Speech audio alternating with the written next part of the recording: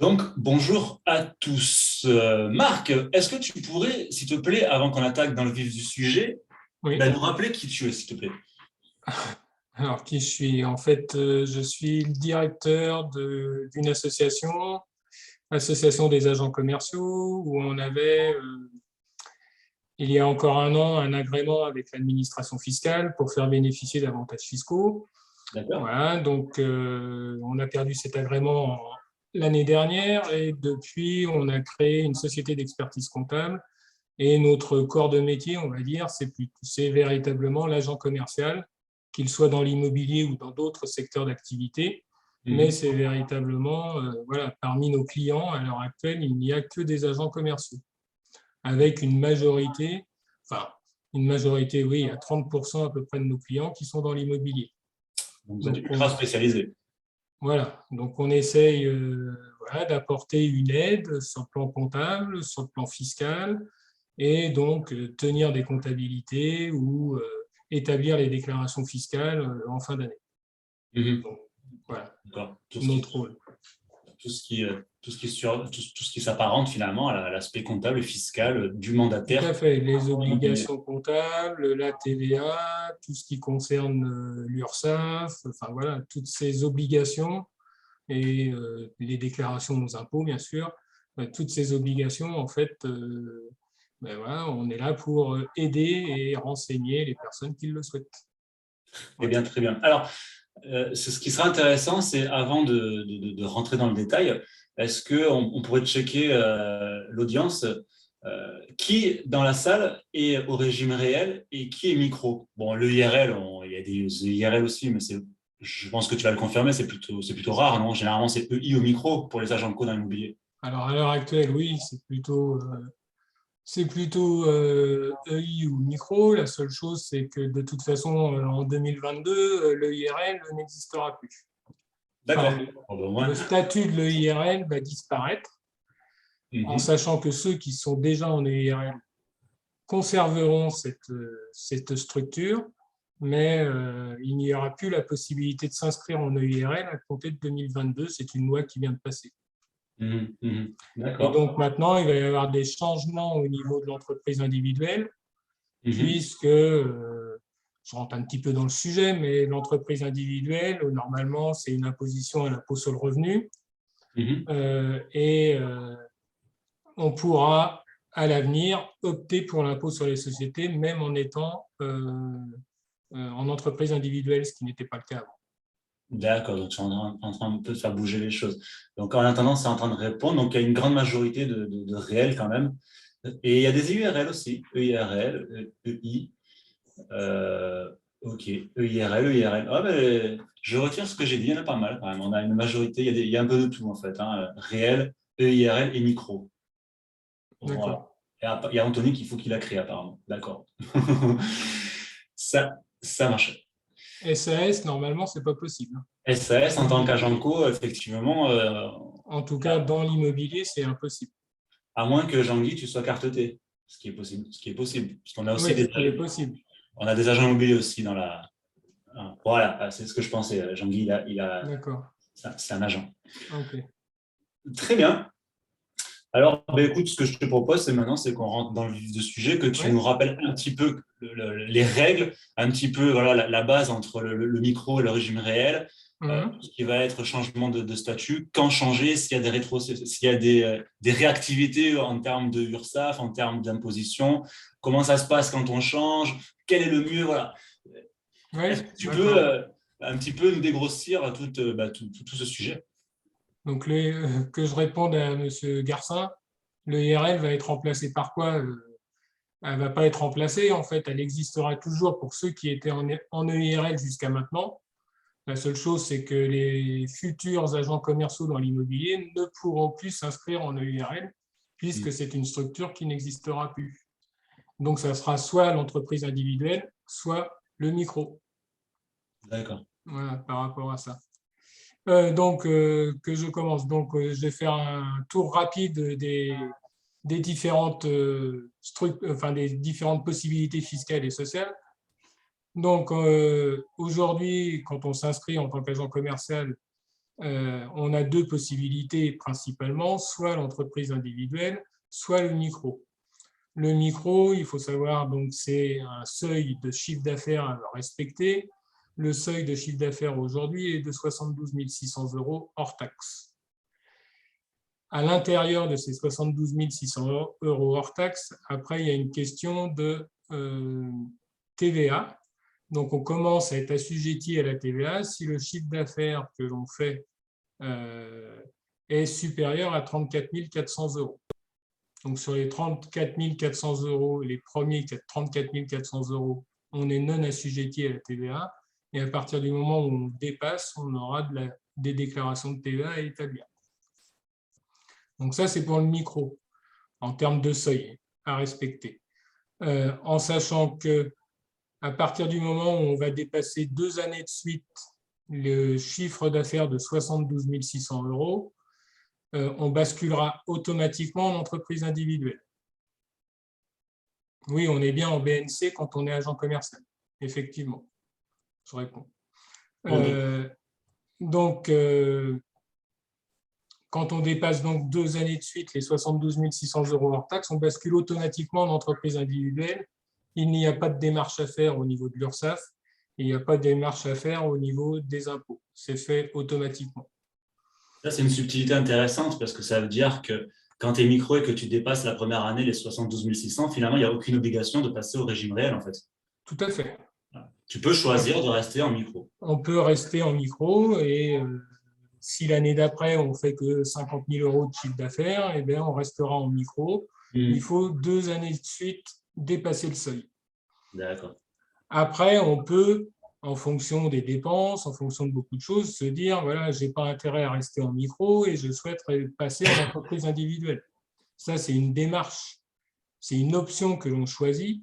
Et donc, à ce niveau-là, il va falloir contacter le service des impôts, contacter l'URSSAF pour qu'on puisse transférer l'activité du micro à l'entreprise individuelle. Donc ça, c'est quand on a commencé l'activité en tant que micro. Après, on peut très bien dire, dès le démarrage de son activité, de se dire, je ne souhaite pas être micro, mais je souhaite en entreprise individuelle, même si je ne connais pas mon chiffre d'affaires. Parce que je considère que je vais avoir beaucoup de dépenses, que je vais avoir... voilà, et donc j'ai plutôt intérêt à être en entreprise individuelle. Donc la principale différence en fait entre l'entreprise individuelle et le micro, c'est que quand on est en micro, les dépenses de fonctionnement, on n'en tient pas compte pour le calcul de l'impôt sur le revenu, on n'en tient pas compte pour les charges sociales. Il y a un abattement.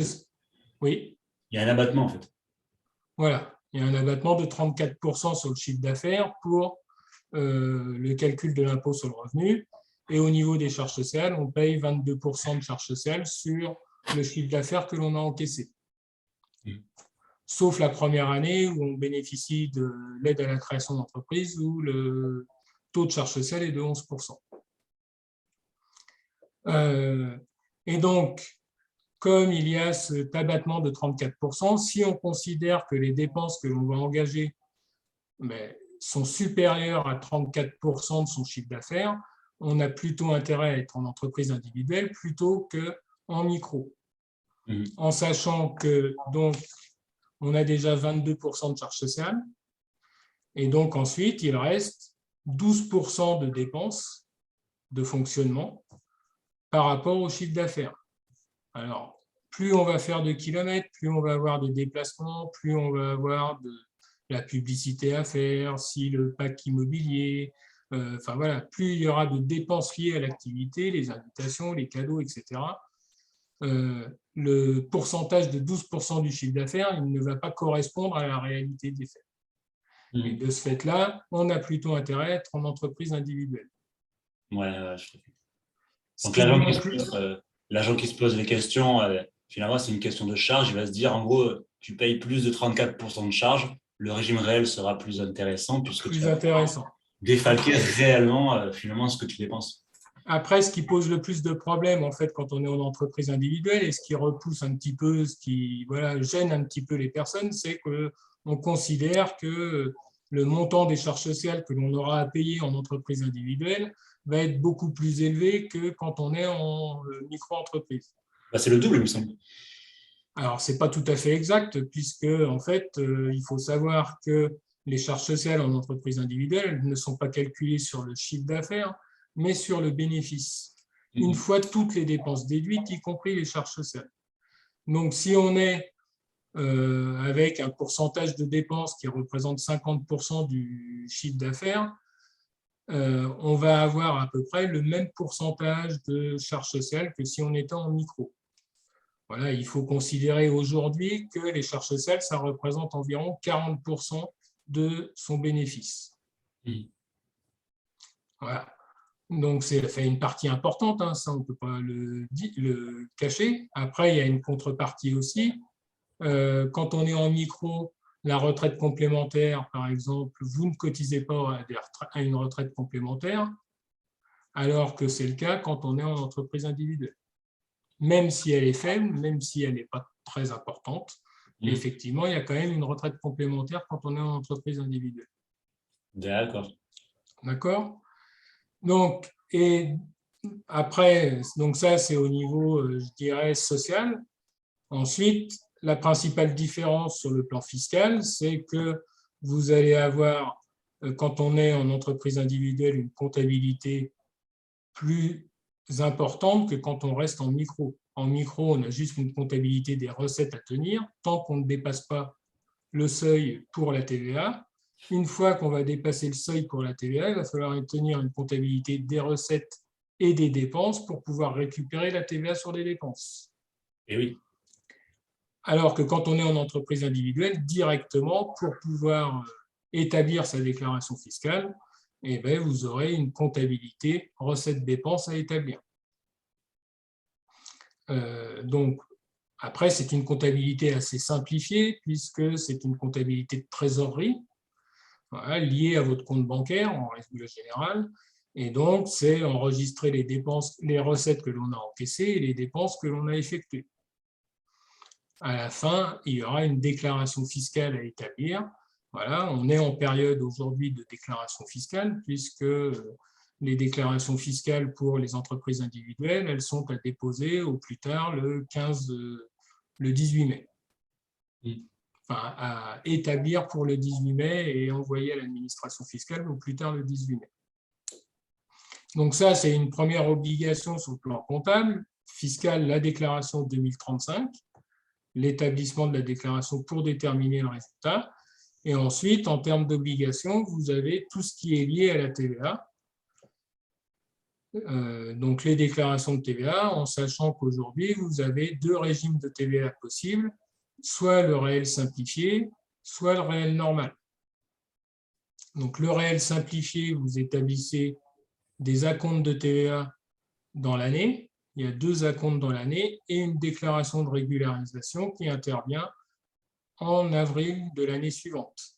Donc le 30 avril 2022, on établit la déclaration CA12, ça s'appelle, pour l'exercice 2021.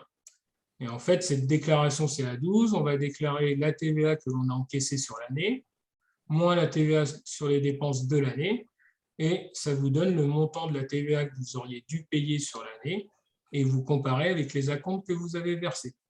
Ça, c'est le système du réel simplifié.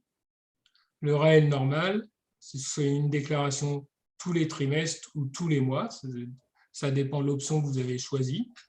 Et là, tous les mois ou tous les trimestres, vous avez la TVA sur les recettes à déclarer, moins la TVA sur les dépenses.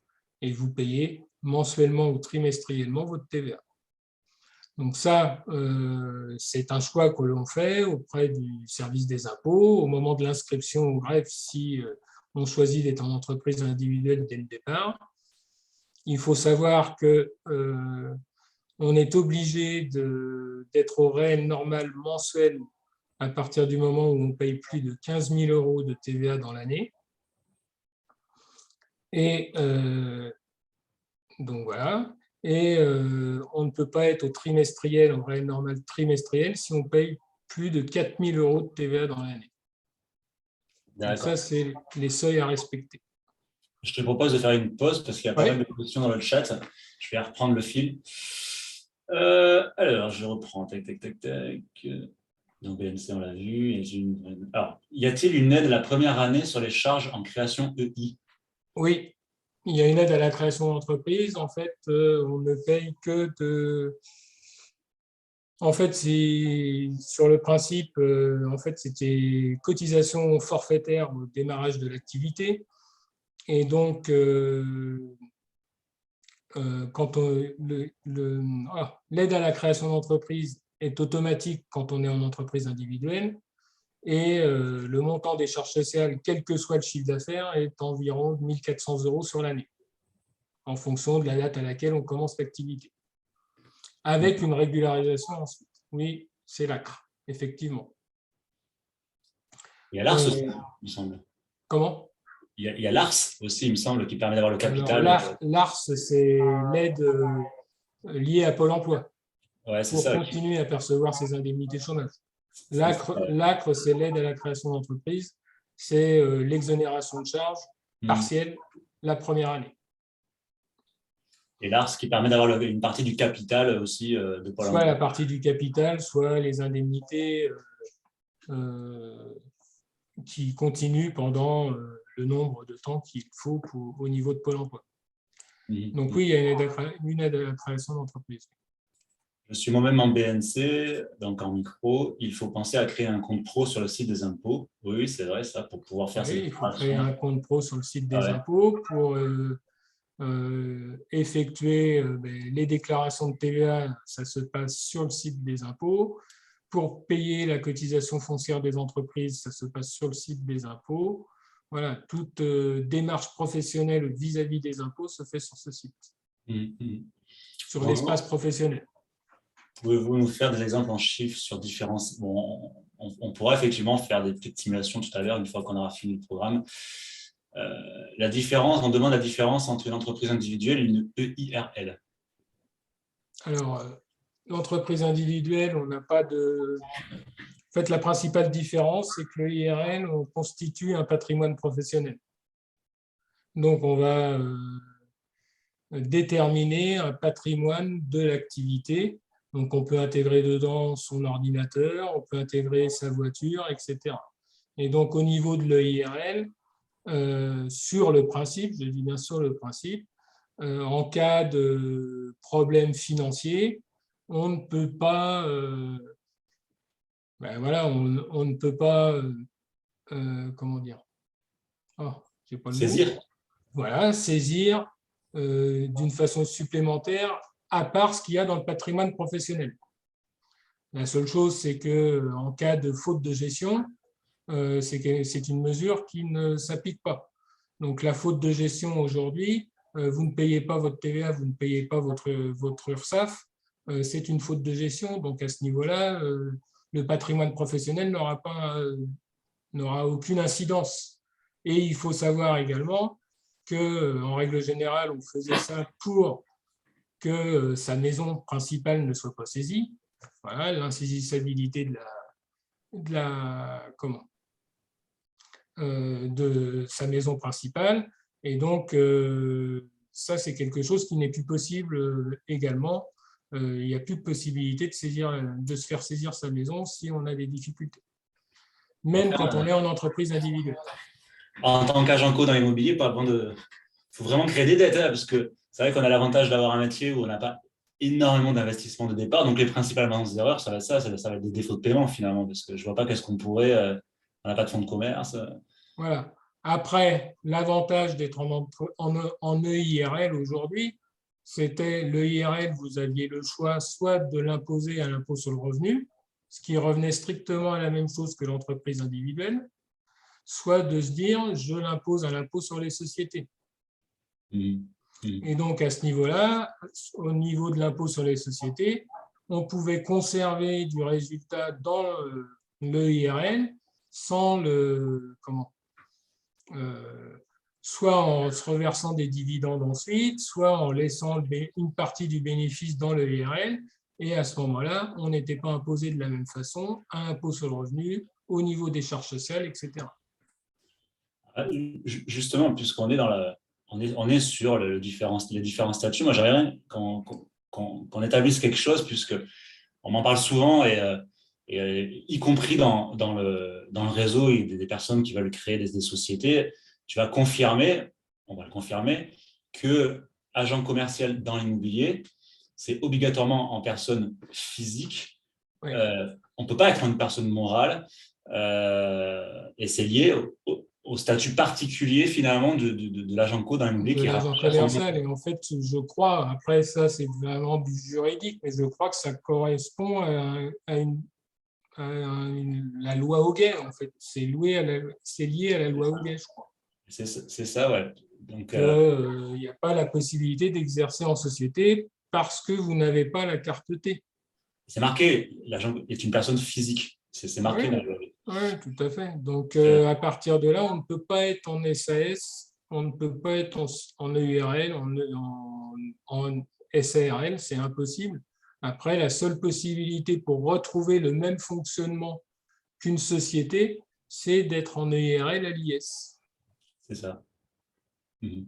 Voilà. Alors, j'ai parfois des personnes qui commencent à me parler de. Est-ce que vous avez déjà eu le cas, vous, des personnes qui font des holdings et qui mettent justement leur entreprise individuelle à l'intérieur de la holding, des montages comme ça un petit peu complexes? Ça vous Non, arrive, quoi? non, j'ai jamais eu le cas. Et il me Moi, semble que ça bloque dans tous les cas. Il j'ai bloque. des agents commerciaux qui ont transformé leur activité en société parce qu'ils ont réussi, enfin, avec l'expérience, etc., ils ont eu la carte T. Ça, oui. Ouais, c'est ça. Non, mais si tu n'as pas eu le cas avec le nombre de clients que vous avez, c'est que ça bloque. C'est qu'au niveau du greffe, il ne valide pas. C'est aussi simple que ça. Oui, alors il y a des personnes qui ont réussi à se Oui, mettre en SAS sans avoir la carte T. Après, c'est, voilà, si on ne connaît, enfin voilà, mais pour moi, ils ne sont pas dans la légalité. bah, c'est que tout simplement, la personne qui a enregistré la demande n'a pas fait gaffe. Oui, certainement, certainement. Alors, je vais voir s'il y a d'autres questions avant qu'on avance. Alors, à partir de quel moment on déclare la TVA lorsque le seuil est dépassé en cours d'année?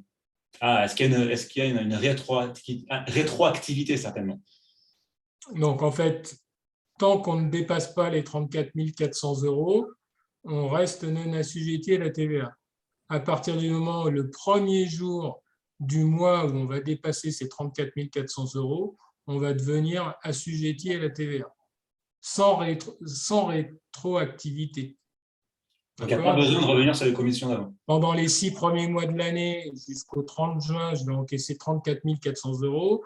À partir du 1er juillet, j'ai une commission de 5 000 euros à facturer. Je vais facturer la commission avec 5 000 euros, enfin, 5 000 euros hors taxe, plus la TVA de 20%. Voilà, je vais encaisser 1 000 euros de TVA. À partir de là, je vais faire mes déclarations de TVA à partir du 1er juillet 2022. Voilà. Et donc, je vais faire mes déclarations de TVA, je vais déclarer le chiffre d'affaires que j'ai encaissé et je vais pouvoir déduire la TVA sur les dépenses que j'ai eues à compter du 1er juillet. Donc, les 6 premiers mois. Non, non, on ne peut pas créer une SASU. C'est une personne morale, une SASU, c'est ça? Oui, c'est ça. Ouais. Ouais. D'accord. Ouais, non, il y a pas d'échappatoire. Agent commercial dans l'immobilier, c'est EIRL micro. Point. SASU uniquement si vous êtes agent immobilier. En fait. Voilà. Pas agent commercial dans l'immobilier. Alors, il y a une question qu'on me pose souvent aussi. Une personne qui est agent commercial dans l'immobilier, chez nous, c'est le cas. On pose de temps en temps la question si la personne veut avoir une activité à côté. Si elle veut faire une autre activité X en tant qu'entrepreneur, bien sûr. On me demande souvent si elle peut avoir deux micros, si elle peut avoir une I et une micro, une SAS et une Non. micro. Est-ce que tu peux détailler pour les personnes parce que je sais qu'il y en a, qui sont multitâches, entre guillemets? Donc, en fait, à partir du moment où on est en entreprise individuelle, on ne peut pas créer à côté une activité en micro, puisque c'est le même régime, on va dire, fiscal, c'est les BNC. Donc, à partir de là, on est obligé de tout regrouper sous la même activité. D'accord? Après, en micro, on peut très bien avoir une activité d'agent commercial dans l'immobilier en micro et avoir une activité, je ne sais pas, de commerçant en micro également. On peut avoir deux activités micro, mais ça sera sous le même numéro de SIRET. Il n'y aura pas deux activités, ça sera tout sur le même numéro et on détaillera pour le paiement des charges sociales, la partie qui correspond à l'achat et la revente et les commissions de l'agent commercial. Donc les seuils, là, ils sont un peu différents puisque quand on fait de l'achat et de la revente, c'est beaucoup plus important. C'est 150 000 euros, je crois. Oui, tout à fait. Ouais. Comme ça, de tête. Et quand on est en SASU, par exemple, enfin pour moi, enfin si, hein, en SASU, en fait, on a un statut de salarié à l'intérieur de cette société, puisque le président de la SASU, il est salarié de sa société. Voilà. Et donc, de ce fait-là, il peut créer une micro-entreprise à côté, ou il peut être en entreprise individuelle à côté, ça ne pose pas de problème. D'accord. Voilà. La seule chose que l'on ne peut pas faire, c'est d'être, par exemple, gérant d'une SARL, gérant d'une EURL, et de créer à côté une micro, puisqu'en fait, pareil, on est sur le même régime social des indépendants. Le gérant, il paye des charges sociales comme un agent commercial en tant qu'EI, donc il paye des charges sociales d'indépendant, et en micro, c'est pareil, donc on ne peut pas créer ces deux activités-là. Et si l'agent veut avoir une activité qui génère un autre revenu catégoriel, je ne sais pas moi, des revenus BIC par exemple, ou est-ce qu'il peut avoir une micro à côté? S'il est agent commercial en EI, par exemple? Par exemple, ouais. Il peut, sans problème. Créer une autre activité en micro? Non. Pas en micro, mais en personne morale. Type Oui, tout à fait, ça il peut. Ouais. En fait, on ne peut pas avoir une micro et une autre société en groupe. Le résumé, c'est ça. Sauf la SASU. Sauf la SASU, parce qu'il est salarié dans sa société. Tout à fait. D'accord. C'est quelques petites notions intéressantes comme ça, parce que des fois, on a des montages particuliers. Oui, non, mais c'est sûr. Après voilà, par exemple, il y a beaucoup de personnes qui ont déjà une SASU, qui ont déjà une EURL, qui ont déjà une SARL et qui souhaitent créer une activité d'agent commercial dans l'immobilier. Ils aimeraient bien tout regrouper sous la société, mais ça, comme ils ne peuvent pas le faire, ils sont obligés de créer une entreprise individuelle à côté. Ouais, d'accord. Alors, ce qui serait intéressant, je ne sais pas si dans la salle, il y a moi, je sais que la première année, alors je l'avais faite tout seul la première année, mais bon, il n'y avait rien de sorcier, mais c'était plus vers la fin et au niveau des déclarations de l'alias, tout ça, que finalement, on voit après rapidement que les services d'un comptable sont quasiment indispensables en réalité, même si c'est une comptabilité allégée. Mais est-ce que dans la salle, il y a des personnes qui font eux-mêmes leur comptabilité? Ce serait intéressant de savoir. Ou si vous avez tous un comptable. Et ce serait intéressant peut-être de rappeler, on va dire, les grandes dates, entre guillemets, à ne pas oublier de janvier à décembre. Quels sont, entre guillemets, les rendez-vous à ne pas manquer pour ne pas se prendre une majoration, par exemple? Donc, en fait, voilà, tout au long de l'année, le point principal, ça concerne les déclarations de TVA. Voilà, les déclarations de TVA, quand on est au réel simplifié, donc la partie acompte que je vous disais tout à l'heure, 2 acomptes dans l'année, les deux acomptes, c'est le 15 juillet et le 15 décembre. La déclaration de régularisation qui a lieu donc le 30 avril de l'année suivante. Donc, si on parle de l'année 2022, on a un acompte à verser le 15 juillet, un acompte le 15 décembre, et on va faire la déclaration de régularisation le 30 avril 2023. La fameuse CA12. La CA12. Je lis ce qu'il y a marqué. La première année, lorsqu'on a choisi. Et donc, quand on est au réel normal, si on est au réel normal trimestriel, Donc, la déclaration, pour le premier trimestre, c'est pour le 15 avril 2022, le deuxième trimestre, 15 juillet, le troisième trimestre, 15 octobre, le quatrième trimestre, 15 janvier 2023. Quand on est au mois, le mois de janvier, le 15 février, le mois de février, le 15 mars, etc., etc. Tous les 15 du mois suivant. Donc ça, c'est les dates limites pour... Après, je vous dis le 15 parce qu'en règle générale, c'est aux alentours du 15. Ça dépend des personnes. Il y a des personnes, c'est le 15, d'autres le 16, le 17, le 18, le 19. Mais c'est aux alentours de cette date-là. Donc ça, c'est voilà, le point principal, c'est quand même lié à la TVA, c'est là où on peut oublier ou des choses comme ça. Après, vous avez la cotisation foncière des entreprises qui doit être payée avant le 15 décembre chaque année. Vous ne recevez pas de déclaration, vous devez retrouver le montant à payer sur votre espace professionnel sur le site des impôts. Voilà. Donc ça peut être, c'est vous qui effectuez le paiement par le biais du site, comme les déclarations de TVA. Et ensuite, les dernières déclarations, les dernières dates à connaître, c'est la déclaration 2035 pour ceux qui sont en entreprise individuelle, voilà, qui doit être établie fin avril, début mai. Envoyé, en tout cas télétransmis, la déclaration doit être télétransmise à l'administration pour le 18 mai de chaque année. Donc ça, c'est pour l'entreprise individuelle. Et la dernière déclaration que vous avez à établir, c'est votre déclaration personnelle de revenus. Et donc là, cette déclaration-là, elle doit être faite début juin, tout dépend des départements, voilà, par télétransmission, aux alentours du 10 juin de chaque année. Donc sur cette déclaration 2042, la déclaration personnelle de revenus, vous devez reporter, pour ceux qui sont en micro, votre chiffre d'affaires encaissé sur l'année. Pour ceux qui sont en entreprise individuelle, votre bénéfice.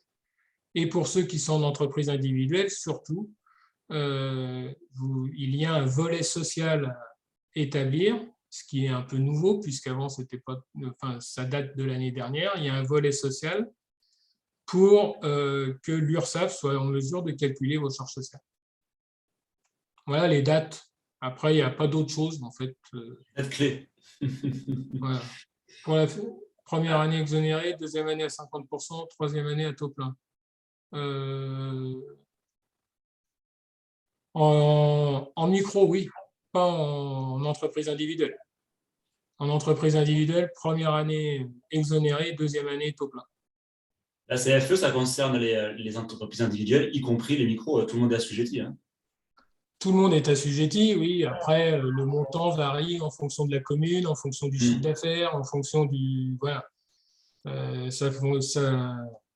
Ça dépend du département, etc. Sur la région parisienne, sur Paris, la cotisation foncière minimale, c'est 70 €. Sur Bordeaux, ça peut être beaucoup plus. Oui, ça dépend des votés, en fait, par les élus. Ça dépend. 800 €, c'est pas mal. C'est beaucoup. Là, c'est beaucoup. Moi, je payais dans les 350, un truc comme ça. Après, voilà, l'agent commercial, il est toujours, normalement, je dirais à 99%, c'est le montant minimum de la CFE que vous payez. D'accord. C'est le montant minimum, mais le montant minimum varie en fonction de la commune. Plus votre commune est endettée, plus vous aurez une CFE qui sera importante. Alors, Nama Coulon qui m'a écrit en direct, c'est intéressant. Ce serait intéressant qu'on refasse le point sur la transition parce que je pense qu'il y a pas mal de personnes dans ce cas qui va dépasser pour la deuxième année consécutive le statut du micro, donc les fameux 72 600. Est-ce que tu peux nous refaire un petit point sur les démarches à faire quand tu bascules de statut avec toutes les règles de rétroactivité? Donc, on a vu que pour la TVA, il n'y en avait pas, mais ce serait intéressant qu'on s'intéresse aussi à la partie fiscalité. Donc là, la personne, elle va dépasser, fin 2022, elle dépassera la deuxième fois. Là, a priori, oui. Là, pour cette année, la deuxième année consécutive, elle va changer de statut, donc je suppose qu'effectivement... Oui, vous m'entendez là ou pas? Oui, Très bien. Ouais, c'est moi. Alors oui, effectivement, donc j'ai dépassé l'année dernière et a priori, je vais redépasser cette année, voilà, en d'accord, 2022. J'ai dépassé en d'accord, 2021 et je pense que je vais redépasser en 2022. Voilà, donc je ne sais pas d'accord. quoi faire.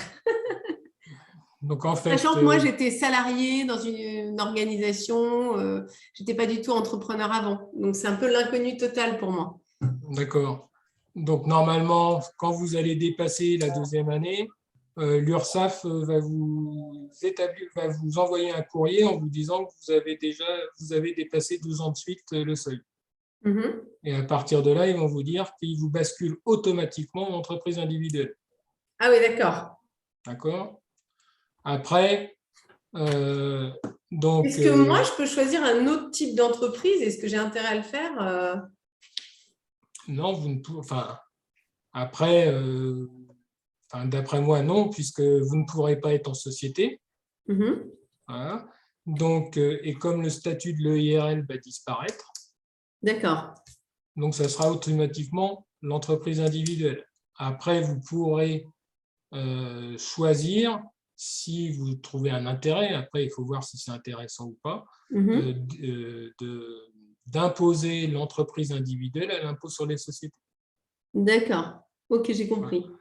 Après, au niveau des impôts, euh, moi, après, normalement, l'opération se fait automatiquement, mais moi, je vous conseillerais fin 2022 d'envoyer un mail à votre service des impôts en Mhm. leur indiquant, voilà, je dépasse le seuil du la micro 2 ans de suite, et Mhm. donc de ce fait, je veux opter pour le régime de la déclaration contrôlée. Je Ok. bascule sur le régime de la déclaration contrôlée, ce qui signifie que vous êtes en entreprise individuelle. En D'accord. fait, voilà. Vous leur envoyez un mail pour qu'eux prennent en compte la modification. Ok. Ok, super. C'est bon? Voilà. Merci. Super, super. Après, de toute façon, on mettra tes coordonnées dans le chat. S'il y a des personnes qui ont des besoins plus personnels, ils pourront t'appeler en direct. Du coup, on a vu la rétroactivité là, sur la fiscalité. La personne qui. On n'a pas vu, hein? Oui, oui, on l'a vu. Après, le seul point le plus délicat, en fait, c'est le micro-entrepreneur qui décide, sans avoir dépassé 2 années de suite le seuil, de transformer son activité micro en entreprise individuelle. Là, c'est beaucoup plus compliqué puisqu'il faut faire une démarche auprès de l'URSSAF, il faut faire la démarche auprès des impôts. Et donc là, c'est un peu plus lourd à gérer parce que l'URSSAF ne le fera pas automatiquement. Eh oui. Donc voilà. Et il faudra faire la démarche bien avant pour qu'ils prennent en compte sur l'année suivante comme quoi on change de statut Mhm. fiscal et social. Là, les impôts, ça va se faire assez rapidement, mais au niveau de l'URSSAF, ça ne va pas se faire automatiquement. Mhm. Voilà, donc il faut au moins indiquer par courrier ou par mail à l'URSSAF comme quoi vous souhaitez basculer en entreprise individuelle. Et le délai, moi, je vous conseillerais de le faire en septembre. Mhm. Septembre 2022 pour que ça soit applicable en janvier 2023. D'accord, avec les délais et tout. Oui, Donc, pour récapituler, TVA, c'est le mois où on dépasse. Pour tout à fait. l'URSSAF, il n'y a pas de rétroactivité. Donc, la personne qui dépasse en cours d'année, elle reste micro jusqu'à la fin de l'année et ça commence l'année C'est d'après. ça, tout à Et fait. enfin, pour la fiscalité, il faudra quand même penser à garder, si on pense qu'on va dépasser dans l'année, il faut avoir la présence d'esprit de conserver les justificatifs, puisque du coup, là, pour le chiffre d'affaires, il y aura une rétroactivité. Euh, Pour non, la en même chose. fait, non, on restera micro tout au long de l'année, ça, c'est Oui, pas je un suis bête. souci. Je viens de me dire. Après, la seule chose, c'est conserver les justificatifs parce qu'on dépasse le seuil de la TVA. Et là, il faut la TVA pour TVA. justifier la TVA que l'on récupère sur les dépenses. Il faut les justificatifs, ouais, tout à fait. Mm. Ça marche. Bon, on a pas mal avancé là. On a vu pas mal de choses. Euh, Après, au niveau des personnes qui sont en entreprise individuelle, est-ce qu'il y a donc évidemment, tout ce qui va permettre de déterminer le bénéfice, ça va être chiffre d'affaires moins charge. Et dans les charges, on est bien d'accord que tout ce qui va pouvoir se justifier en termes d'activité, on va pouvoir le déduire. Est-ce qu'il y a des choses qui te semblent interdites ou des choses, est-ce que tu aurais des conseils à donner à ce style-là pour optimiser justement ce fameux bénéfice? Là, en tant qu'agent commercial dans l'immobilier, voilà, il faut savoir que quand on est dans un système de réel, on va avoir 5 ou 6 postes principaux de dépenses. Ouais. On va avoir le premier poste, c'est le poste frais de voiture. Le deuxième poste lié, qui est quand même le poste frais de déplacement. Ensuite, on va avoir le poste des charges sociales, qui est un poste important, et le poste des frais de réception, on va dire, entre guillemets, enfin, tout ce qui est invitation, etc. Et la partie fourniture de bureau, téléphone, etc. Voilà. Ça, c'est les 5 postes, je dirais, principaux. À l'intérieur de ça, voilà, toute dépense doit être justifiée par un document comptable. Voilà. Un ticket carte bleue ne suffit pas. Hein. Normalement, il faut une facture pour pouvoir déduire une dépense.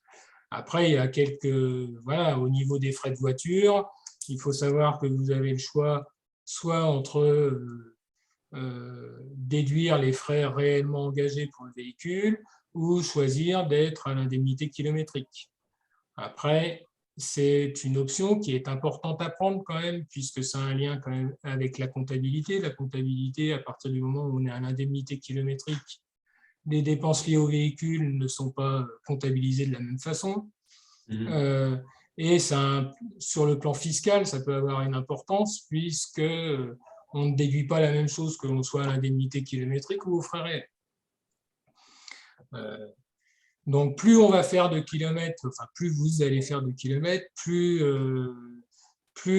l'option de l'indemnité kilométrique sera intéressante par rapport à la déduction des frais réels, même avec l'augmentation du carburant actuellement. D'accord ? Donc, je prends comme exemple quelqu'un qui fait alors beaucoup de kilomètres pour un agent commercial, c'est 30 000 kilomètres à peu près. Voilà. Après, dans l'immobilier, tout dépend du secteur d'activité, secteur géographique. Et ça, c'est ce qui détermine en fait l'option que l'on choisit. Mais quelqu'un qui fait 30 000 km aujourd'hui avec un véhicule de 7 chevaux, il va déduire plus de 13 000 € dans l'année de frais de voiture. En justifiant le kilométrage, bien évidemment, mais en tout cas, il déduira environ 13 000 € de dépenses. Quand on est aux frais réels, on est dans un système complètement différent. Donc, la première partie, on va avoir le carburant, l'assurance, l'entretien et les réparations du véhicule. Donc ça, c'est la partie frais réellement engagés. Et ensuite, on va avoir la partie liée à la valeur du véhicule, l'amortissement du véhicule, la location du véhicule, etc. Enfin, voilà, les 2 cas de figure. Donc, si le véhicule est dans le patrimoine professionnel, donc on va l'amortir si vous l'avez acheté. Et s'il est en location, vous allez déduire le loyer. Si vous choisissez d'être au frais réel, vous allez déduire le loyer tous les mois. Ce qu'il faut savoir, c'est que par rapport à un véhicule de tourisme, en fonction de l'achat du véhicule, vous avez une limite fiscale qui s'applique. Cette limite fiscale, elle dépend en fait de la consommation en CO2 du véhicule. Voilà. Majoritairement, la limite fiscale, elle est de 18 300 € pour un véhicule qui n'est pas électrique, on va dire. Ça signifie, aujourd'hui, vous achetez un véhicule qui a une valeur de 30 000 €. Voilà. Vous l'achetez qui a une valeur de 30 000 €, que ce soit en location ou en amortissement. Vous ne pourrez déduire l'amortissement qu'à hauteur de 18 300 €. C'est-à-dire que toute la partie au-dessus des 30 000 €, de 18 300 € jusqu'à 30 000, c'est comme si c'était une dépense personnelle pour vous. Donc, ça signifie que vous êtes limité en termes d'amortissement du véhicule et vous êtes limité également en termes de location du véhicule, puisque la limite fiscale s'applique aussi à la location. Donc, quand on choisit l'option, il faut rentrer tout ça en ligne de compte.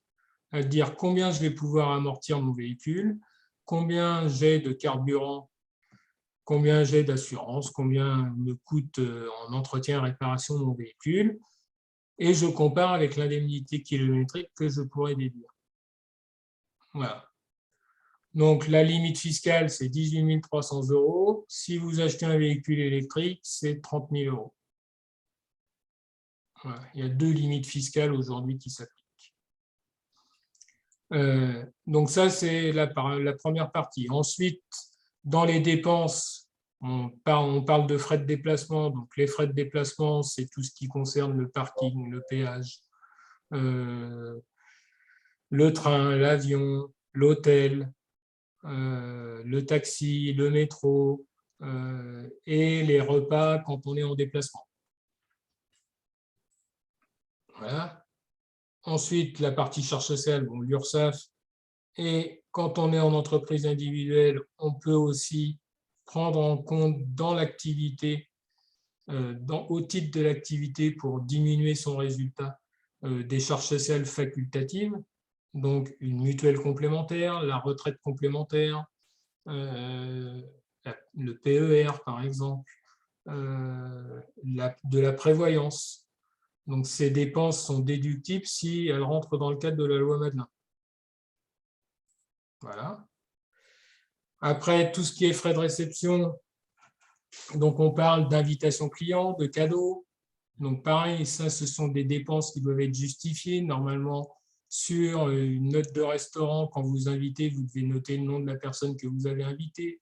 Sur les cadeaux, vous devez noter le nom de la personne à qui vous avez offert le cadeau. Ensuite, voilà, ce sont des frais de salon professionnel, ce type de dépenses-là.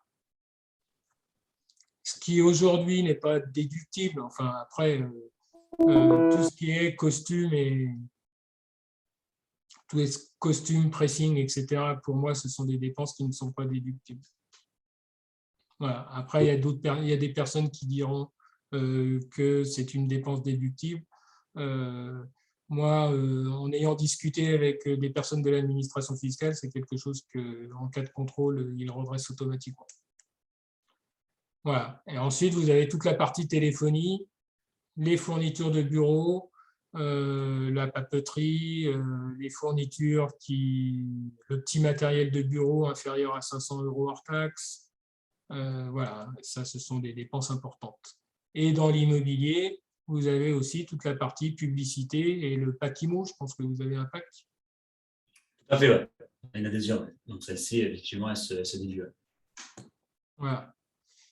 Donc, ça fait le volume de dépenses, principalement.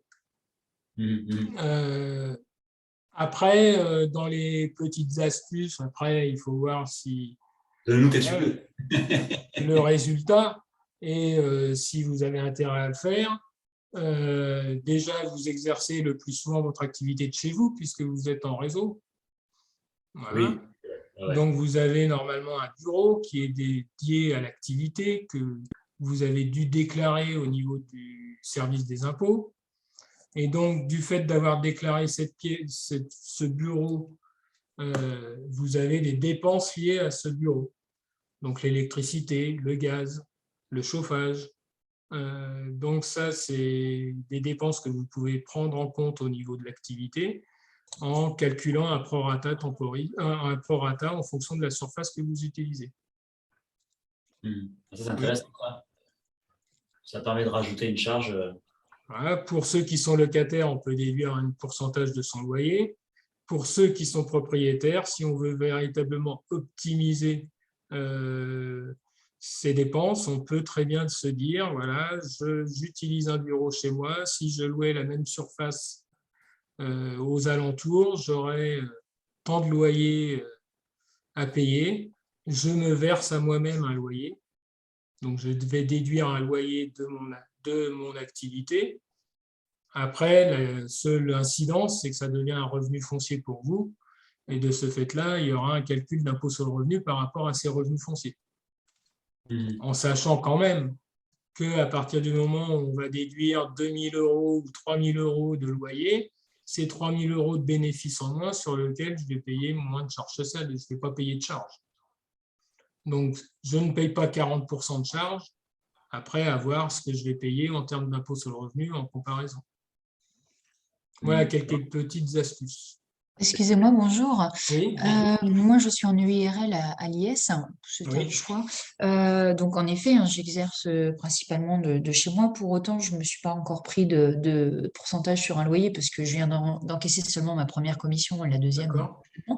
Par contre, comment ça se passe? En effet, on utilise le Wi-Fi de la maison. Pour autant, la facture, je vais prendre Free, par exemple, et au nom de la maison, est-ce que et comme il nous faut des justificatifs, est-ce qu'en fait, on prend un pourcentage de ça? Est-ce qu'on fait 60-40, quelque chose comme ça?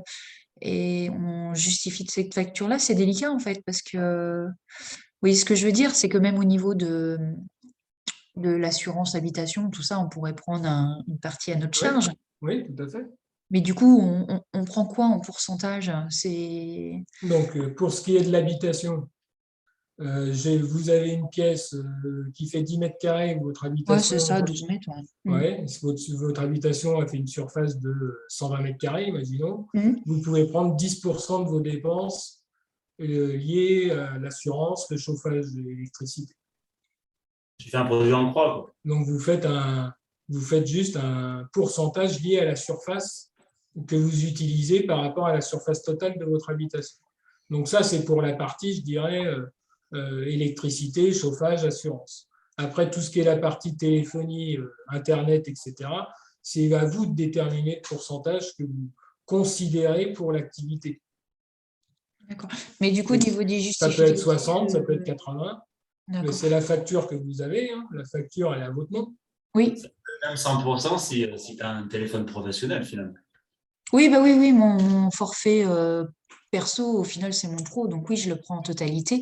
Mais c'est vrai que par contre, tout ce qui est abonnement free, c'est au nom de la maison. Mais c'est vrai qu'on Mais ça, consomme. si vous voulez, si vous avez une facture de 100 pour Free, vous considérez que vous l'utilisez à 80% professionnel, et bien en fait, la facture, ça sera votre justificatif, et dessus, vous ne prendrez que 80% de la dépense.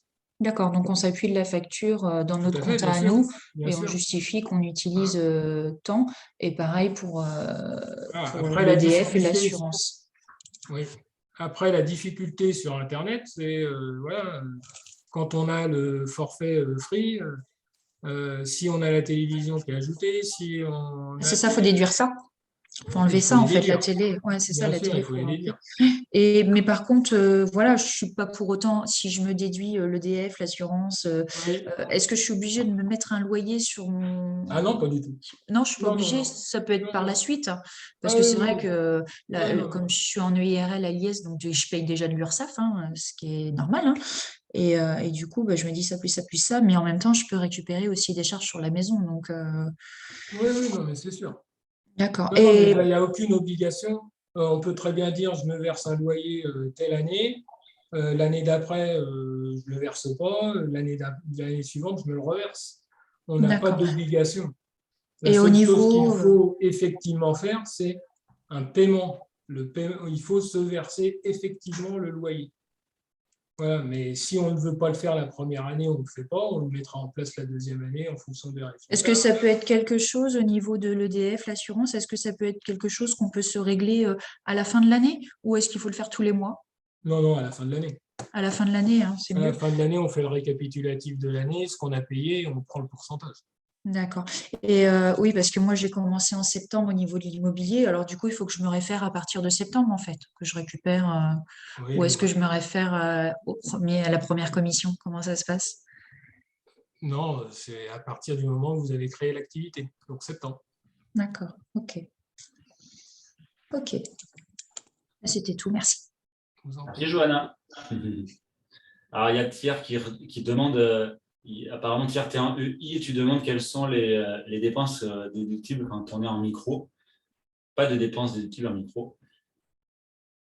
Non, Il y a un abattement. De 34%, je Un crois. abattement de 34% ou prélèvement libératoire de l'impôt sur le revenu si on a la possibilité d'avoir ce prélèvement libératoire.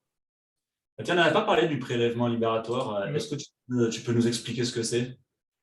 Et donc, en fait, le prélèvement libératoire, on peut opter pour ça au moment de son inscription. Le prélèvement libératoire, ça signifie qu'on va payer l'impôt sur le revenu sur le chiffre d'affaires que l'on a encaissé. Le taux, il est de 2,2%. J'encaisse 1 000 € de commission. Je vais avoir, je ne veux pas te dire de bêtises, 22 € d'impôt à payer.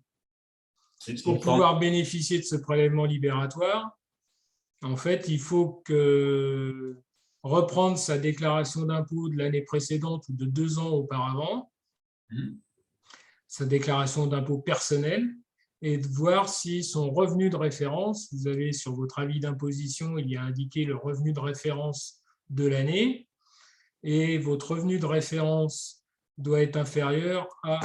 Alors, excusez-moi, il va falloir que je vais chercher parce que là, je ne sais plus. Je ne sais plus. Ça ressemble à une forme de prélèvement à la source, en fait. C'est exactement ça. La seule chose, c'est que...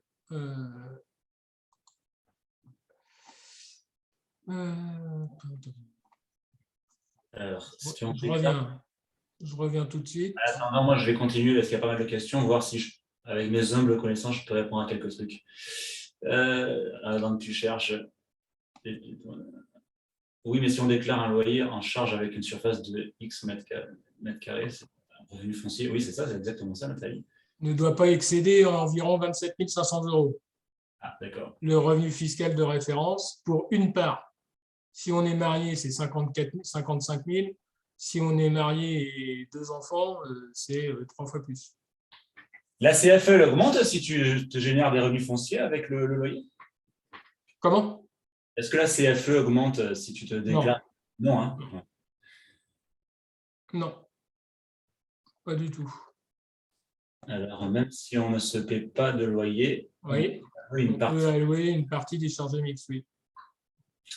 Ok. Il me semble que la CFE est calculée aussi sur les mètres carrés, non? C'est Nathalie qui demande. Non, non, la CFE,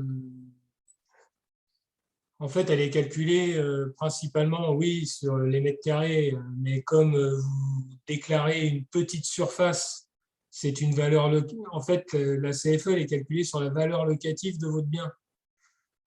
Comme la valeur locative, elle est déterminée en fonction de la surface. Si c'est 10% de la surface totale de l'habitation, la valeur locative elle est très faible. Donc, comme cette valeur locative elle est très faible, on ne peut pas calculer un montant de CFE suffisant. Donc, c'est pour ça qu'ils ont mis en place des cotisations minimum. Voilà. Oui. Forcément. Bon, est-ce que tu vois quelque chose à rajouter, Marc? J'ai l'impression qu'on a fait pas mal le tour. Donc, dans le cadre du partenariat avec le réseau sur les frais de comptabilité que tu proposes, tu nous as fait tu proposes de sacrées remises pour les agents. On ne va pas les détailler ici parce que vous avez plein d'offres.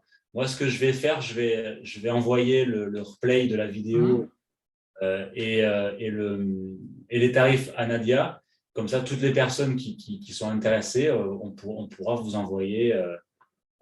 Dans un peu, je dis ça, mais je peux les mettre dans le chat, tu me diras. Je vais les mettre là. Hop, ce que tu m'avais envoyé la dernière fois. Ouais. Je vous mets les tarifs donc, de l'AAC, les tarifs groupes qu'on a négocié donc, pour vous. Alors, où est-ce que je mets la pièce jointe là? Voilà, ici. Votre ordinateur, bureau, tac, je vous les mets. Et comme ça, après, vous avez toutes les infos. Alors, comment s'appelle le dossier? Proposition prestation 2022. OK. Tac. Désolé, ça prend un peu de temps. J'avais quand même un dernier point, parce que ça ne me concerne plus, mais quand même c'est important. Donc les personnes qui sont en entreprise individuelle aux bénéfices non commerciaux, D'accord? Pas les personnes qui sont en EIRL à l'IS, mais ceux aussi qui sont en EIRL à l'IR. Donc, vous savez que vous êtes une entreprise, vous êtes une profession libérale, en fait, assimilée profession libérale. Et donc, quand vous établissez votre déclaration fiscale, vous déterminez un bénéfice. Mhm. Ce bénéfice, si vous ne faites aucune démarche auprès d'un organisme de gestion agréé, une OGA, Ah oui, 100%, c'est vrai. voilà, l'imposition va être majorée. Donc, cette année, en 2020, pour l'exercice 2021, la majoration elle est de 15% uniquement. Donc, quelqu'un qui fait 10 000 € de bénéfices, si il n'est pas adhérent d'une association, il va être imposé sur 11 500 €, 15% supplémentaire. Donc là, sur 1 500 € supplémentaires, ce n'est pas grand-chose, mais quelqu'un qui fait 50 000 €, voilà, l'incidence est beaucoup plus importante. Et donc, je vous conseille quand même de faire une démarche auprès des organismes, d'adhérer auprès d'une association agréée pour pouvoir justement bénéficier de cet avantage fiscal. Là, ça ne sera que pour 2022 pour ceux qui ne sont pas encore adhérents. En sachant qu'en 2022, la pénalité ne sera plus que de 10%. Je crois que c'était 25%. Ça a Oui, mais baissé. ça a changé. Ah, bah, c'est Ça a vrai que changé. je me fais vieux. C'était 20% en 2020, 15% en 2021, 10% en 2022 et plus rien en 2023. D'accord. Donc Eh oui. en 2023, en fait, il n'y aura plus de pénalité, même pour ceux qui ne sont pas adhérents d'une association. D'accord. Par contre, aujourd'hui, les associations, s'il y a des personnes qui sont adhérentes, j'ai vu qu'il y avait quelqu'un qui était dans une association, Mhm. on a dû vous parler d'examen de conformité fiscale, d'ECF. En fait, les associations aujourd'hui proposent cet examen de conformité fiscale qui consiste en fait à un examen approfondi de votre comptabilité et de vos déclarations fiscales ou de TVA. Donc, cet examen de conformité fiscale, aujourd'hui, je pense qu'ils vous le font, ils mettent en place pour le faire payer ensuite, puisque ça sera une des raisons, la seule raison qu'ils auront pour continuer à exister. Et donc, cet examen de conformité fiscale, il y a 10 points à vérifier sur votre activité, en sachant que sur ces 10 points, il y en a 4 qui ne vous concernent pas du tout. Mais par exemple, pour une personne qui tient sa comptabilité sur un logiciel, c'est de vérifier que le logiciel il est bien compatible pour l'administration fiscale. C'est de vérifier que vous conservez correctement tous vos justificatifs. C'est de vérifier que vous respectez les règles en termes de fiscalité, etc., la TVA. Enfin, voilà, c'est un examen approfondi de vos obligations, on va dire. C'est ce que j'allais dire, c'est un examen, en fait, c'est un concours. Ouais. Et en échange, en fait, ils envoient une lettre de mission, enfin pas une lettre de mission, comment dire, un compte rendu de mission à l'administration fiscale, comme quoi ils ont bien effectué cet examen de conformité fiscale. Et donc, voilà, l'administration est prévenue, et en cas de contrôle fiscal, si vous êtes redressé, l'administration fiscale n'appliquera pas de pénalité si on a déjà effectué un examen de conformité fiscale sur votre dossier. Voilà. Et en contrepartie, si l'association a validé votre examen et que vous êtes redressé, vous pourriez très bien demander des comptes à l'association en disant j'ai été redressé, alors vous m'avez dit que tout allait bien. Voilà ce que je voulais dire par rapport à ça. Oui, Et donc, le délai pour vous inscrire dans une association, c'est 5 mois à partir de votre date de démarrage d'activité ou tous les ans jusqu'au 31 mai. d'accord. Pour l'année en cours. Pour l'année en cours. Et donc, parce que j'ai vu, il y avait une personne qui tenait qui tenait sa comptabilité. Et est-ce qu'elle est adhérente d'une association? Je ne sais plus qui c'est. Oui, c'est moi, Nadine Foucault. Oui, oui. Oui, Je suis adhérente d'une association de gestion agréée et ouais, j'utilise un tip-top logiciel qui s'appelle BNC Express qui simplifie vraiment la tenue de la compta. d'accord. Merci. Eh bien, nickel, comme ça, au moins, tu n'as pas la majoration. Oui, oui. Après, moi, je n'ai pas le même avis sur BNC Express. Mais BNC Express, parce que vous êtes sous Mac. T'es Non, sous Mac? non, non, il n'existe pas sur Mac, donc je suis sur, Ah, sur des PC. d'accord. Et il coûte 3 fois rien. Oui, oui, après, voilà, un logiciel de comptabilité, ce qui coûte le plus cher aujourd'hui, c'est la maintenance et les mises à jour. Voilà. Donc, au départ, ils ne sont pas chers, mais si vous voulez mettre à jour, par exemple, Ciel Compta Profession Libérale, c'est un logiciel, la maintenance, ça coûte. Enfin, chaque année, on rachète le logiciel. Donc, voilà. Mais oui, c'est un bon outil, il n'y a pas de souci. Nous, Ça on marche. utilise un autre. Donc, voilà, c'est pour ça qui peut Ouais. être, me sembler, plus simple d'utilisation. Après, c'est chacun.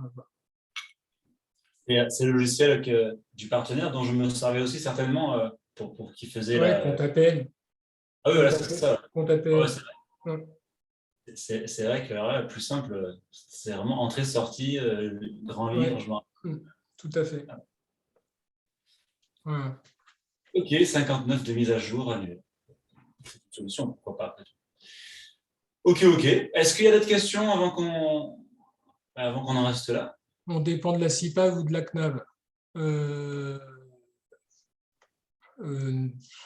pas de la CIPAV, en tout cas, c'est sûr. Avant, c'était. Aucun des deux, à mon avis. Oui, C'est la si, RAP? La CNAV, c'est la Caisse nationale d'assurance vieillesse. C'est ce qui regroupe toutes les cotisations retraite. Aujourd'hui, non, vous dépendez du RSI, C'est régime social des indépendants.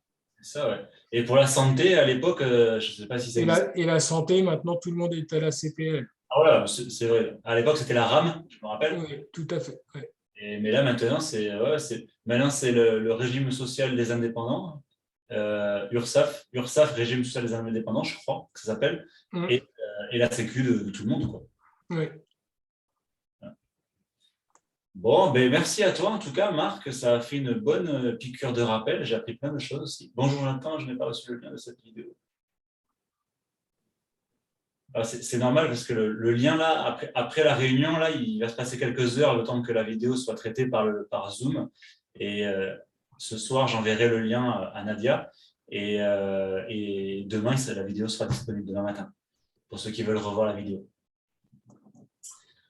Donc, moi, pour terminer, voilà, on a un accord par rapport au tarif que j'ai transmis.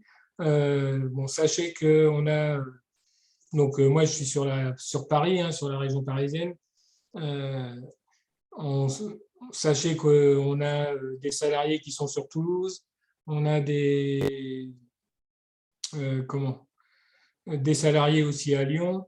Et notre clientèle, elle se fait sur toute la France entière. Voilà, souvent à distance, ça peut fonctionner. Donc, on a différents services de prestation entre la tenue complète de comptabilité ou une aide pour l'établissement de la déclaration fiscale. On peut établir les déclarations de TVA pour vous. On peut faire le paiement de la TVA, le paiement de la CFE, vous aider sur ces différentes prestations.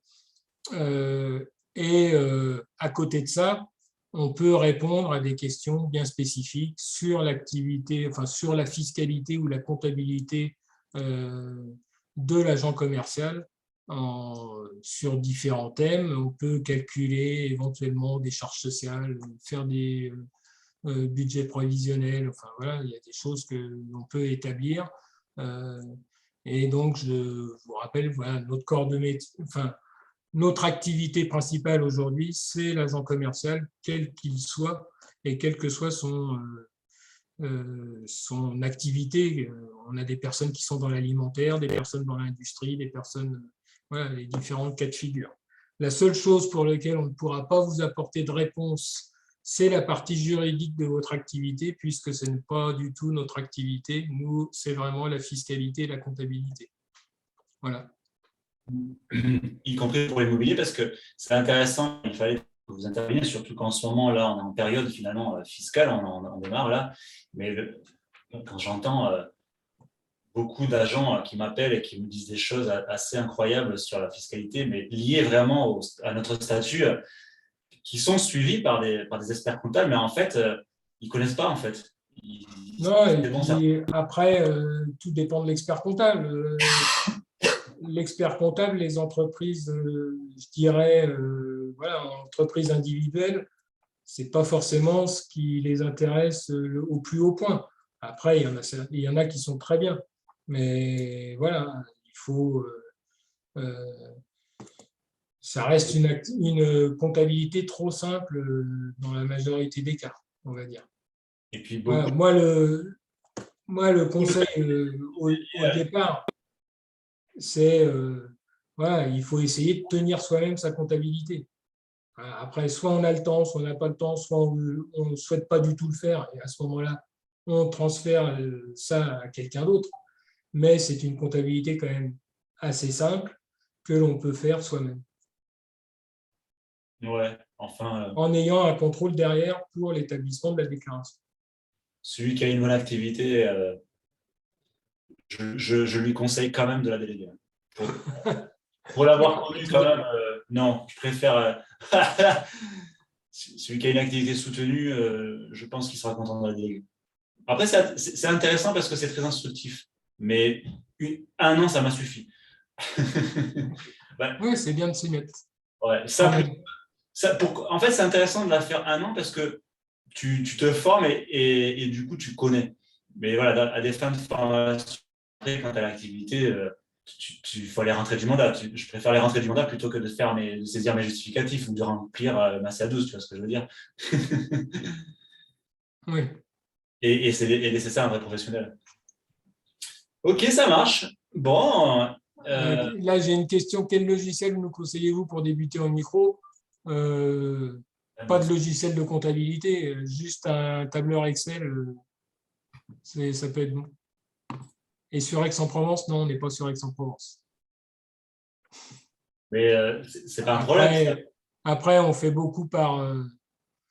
voilà, aujourd'hui, soit par mail, soit par courrier postal. Voilà, on reçoit... ça fait 2 ans qu'on a fait du télétravail et on recevait toutes les comptabilités par voie postale. Avec les outils d'aujourd'hui, la distance n'est plus un problème. Oui, mais bon, après, voilà. Ça marche. Ben, merci à toi, Marc, en tout cas, pour cette prestation. Je vous en prie. Je charge la vidéo. Je vous ai mis donc les pubs, les tarifs de l'AAC dans le chat. Je l'enverrai aussi à Nadia pour qu'elle envoie par mail pour ceux qui sont intéressés. Et puis, ben voilà, peut-être qu'on peut mettre ton numéro dans le chat, Marc, si des personnes ont besoin de te solliciter pour des projets un peu plus personnels. C'est quoi ton numéro? Alors, déjà, même si vous pouvez consulter le site internet de l'association c'est assez simple, c'est 3acaac.fr. Voilà. Donc ça, c'est le site, il y a quelques informations que vous pouvez consulter.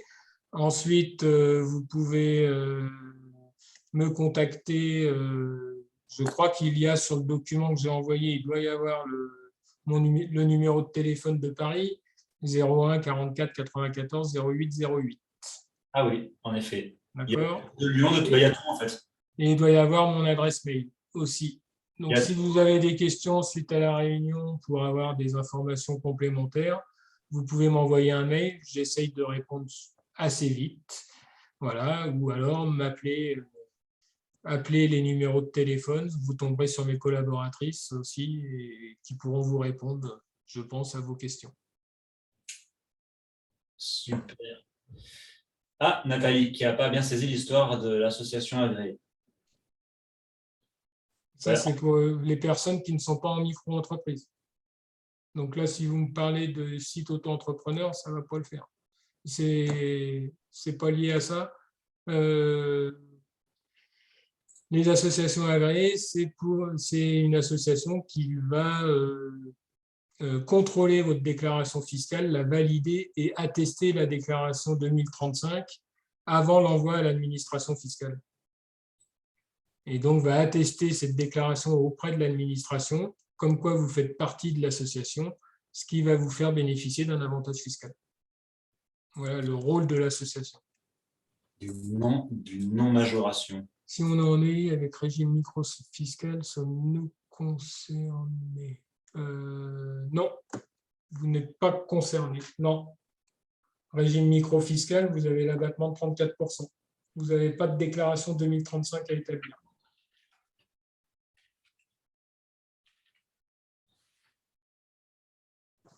Super. Eh bien, merci. Merci à tous pour votre participation. Merci beaucoup. Il n'y a pas d'autres questions, on va en rester là pour aujourd'hui. Et puis, Marc, au plaisir oui. À votre disposition quand vous voulez.